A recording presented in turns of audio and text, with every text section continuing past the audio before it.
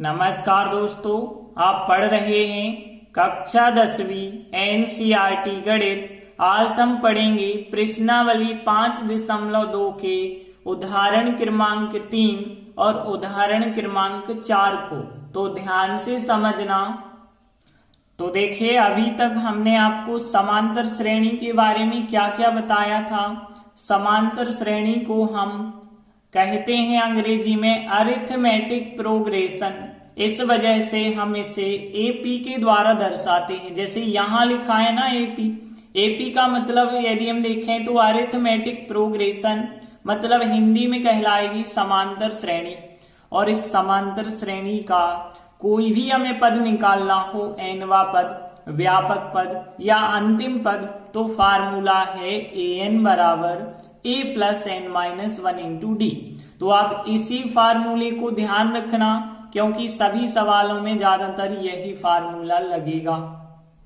तो देखिए, उदाहरण 3 है। एक हमें समांतर श्रेणी दी गई है और इसका 10वां पद ज्ञात करना है। तो देखिए, यहां जो हमें एपी मतलब समांतर श्रेणी दी गई है हमने उसे लिखा। अब इसीलिए अब देखिए, यहाँ पे पहला पद जो शुरुआत में लिखा होता है वो कहलाता है पहला पद, प्रथम पद। ए का मान हो जाएगा यहाँ पे 2। अब सारवंतर डी की बात करें तो दूसरे में से पहला पद घटाते हैं, मतलब 7 में से 2 को घटाएंगे तो कितना बचा होगा? 5 बचा होगा। अब देखिए, हमें ज्ञात करना है 10वां पद। तो इसीलिए हम फार्मूला लगाएंगे an बराबर होता है a plus n minus 1 into d. अब देखिए, इसी फार्मूले से हम 10वां पद ज्ञात करेंगे। हमें ज्ञात करना है 10वां पद मतलब a 10, तो n की जगह 10 रखेंगे। a का मान कितना है? यहाँ पे 2 है और n का मान 10 रखेंगे, क्योंकि 10वां पद ज्ञात करना है 10 माइनस 1 और d का मान कितना है? 5 है। देखिए, यहाँ 10वें पद को हम nवें पद के फार्मूला से ज्ञात कर रहे हैं। आप चाहें तो 10वें पद का फार्मूला डायरेक्ट लगा दें a प्लस 9d, तो भी ज्ञात हो जाएगा। अब देखिए, यहाँ पे 2 लिखा और 10 में से 1 घटाएंगे तो कितना आ जाएगा? यहाँ पे 9 और इंटू में चल रहा है 5।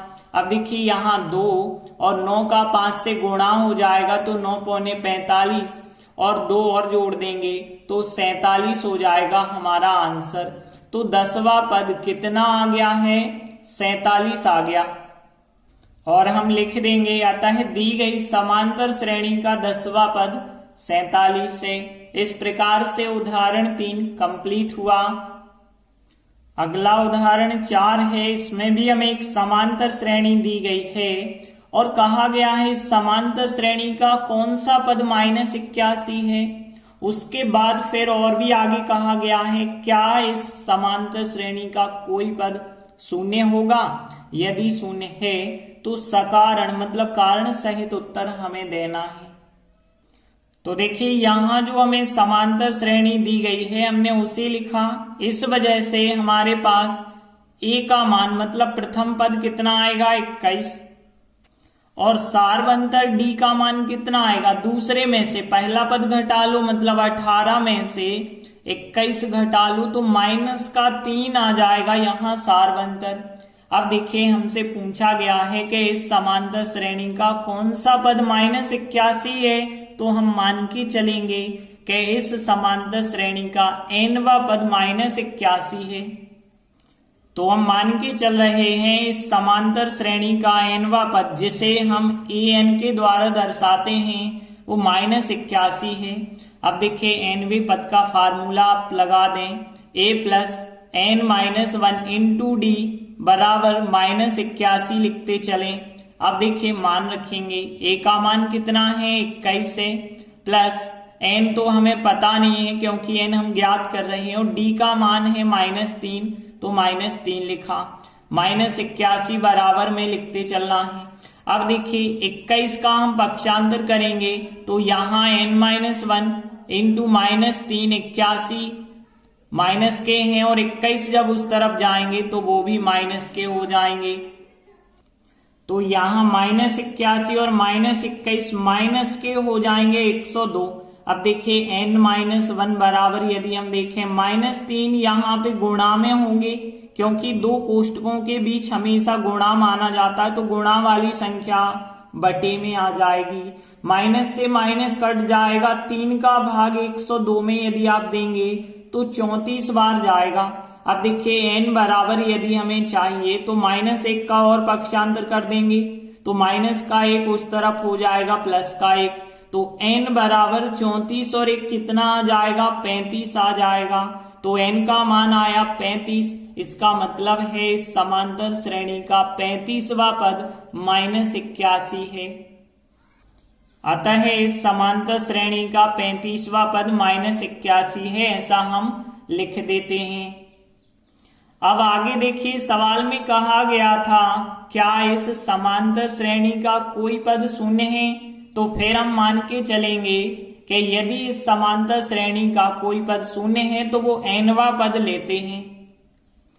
तो हम पुनः मान के चलते हैं इस समांतर श्रेणी का nवां पद मतलब an बराबर क्या है, शून्य है। अब an की जगह an का फिर हमें फार्मूला लगाना पड़ेगा, a + n-1 × d बराबर 0 लिखते चलना है। अब a का मान कितना है, 21 है, और d का मान -3 है, तो a का मान 21 + n-1 और d का मान -3 है बराबर 0 का 0। अब देखिए 21 का हम पक्षांतर कर देते हैं, तो 21 जो है उस तरफ जाएंगे तो माइनस के 21 हो जाएंगे। अब 0 हमें लिखने की जरूरत नहीं होगी।